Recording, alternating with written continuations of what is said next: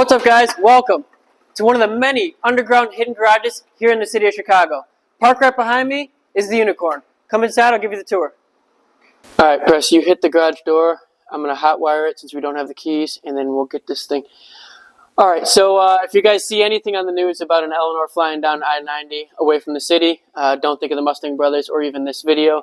We appreciate you guys sitting passenger seat, enjoying the ride with us, but we got to get to the next one, so let's go. What's up, guys? I'm Cody. I'm one of the Mustang Brothers. Today, Preston's behind the camera. We are checking out this Eleanor at one of these underground city Chicago garages. This thing is sweet sitting in here. It looks like the silhouette of it sitting in the Long Beach Pier garage. Two jobs that we need to get done today. Job number one is to give this car an entire full inspection. The customer knows nothing about the car.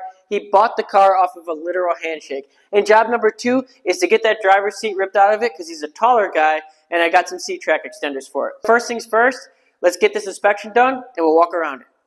Alright, we'll pop the hood on this thing, but before we do, you guys get the pleasure of riding passenger seat for this entire inspection. So, alright, it's got a small block Ford in it with a Holly Sniper system, aftermarket air conditioning, manual disc brakes all the way around with rack and pinion steering. This is sweet. You know, a lot of guys, what they're doing nowadays is they're pulling the old school roots of the small block Ford out and they're cramming in coyotes.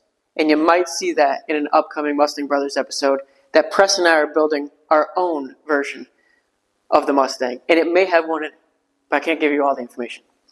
One of the coolest scenes in Gone in 60 Seconds is when he sees this thing parked in the parking garage and he's just running his hand up across the roof just like this. And he's just planning the way to steal the car. Alright, let's check out the interior.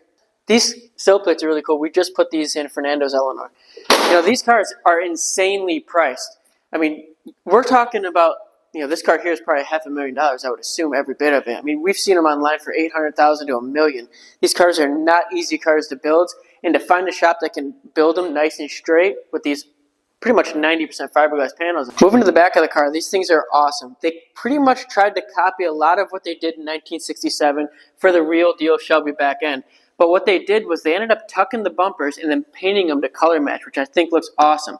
They still kept the same style original taillights that were in the original Shelbys, but what they did with the end caps and the deck lid is they kind of made it a little bit more on steroids. So they made them a little bit larger and bigger, which I think looks awesome on the back half of this car. A couple fun facts about the Eleanor for the movie is Chip Foose was a big designer of the entire builds of the car, and they made 11 of them. Only one of them was a real deal Shelby. Thank God they didn't use 10 more Shelbys to make these cars. These cars are awesome cars, but they've been done and done and done by many different shops. That's why Preston and I have created our own version of the Eleanor, which will be unveiled this year at SEMA 2024.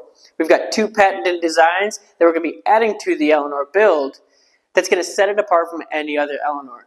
We're going up against the battle of the builders, so we can't just show up with another Eleanor. This has been done 40 million times over with. This thing is going to be insane what we're doing to the car. We have it underway at the shop right now in its current state for the build. We're not going to give too much away because, like I said, we're going against the battle of the builders. So we don't want nobody copying our ideas, but the car is going to be insane.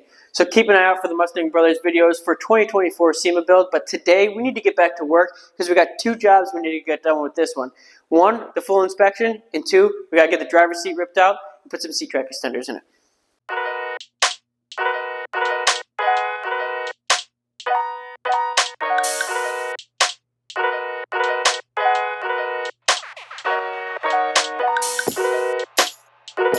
Alright, safety first. A really hard squint beats any goggles out there. The purpose of these seat track extenders basically is in the name, right? It's just to extend the seat back a little bit farther. Right here, what I just cut off was where the original studs would have been.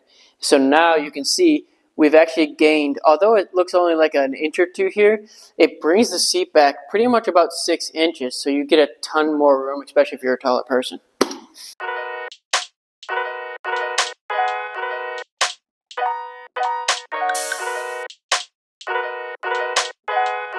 So the trick is to not drop one of these nuts in the floor pan when you're putting them on the studs. The worst part is working on convertibles because they have belly pans underneath here, which is like another extra thick layer. And once the nuts drop inside there, you don't have any more, you're done. Just pack up and go home.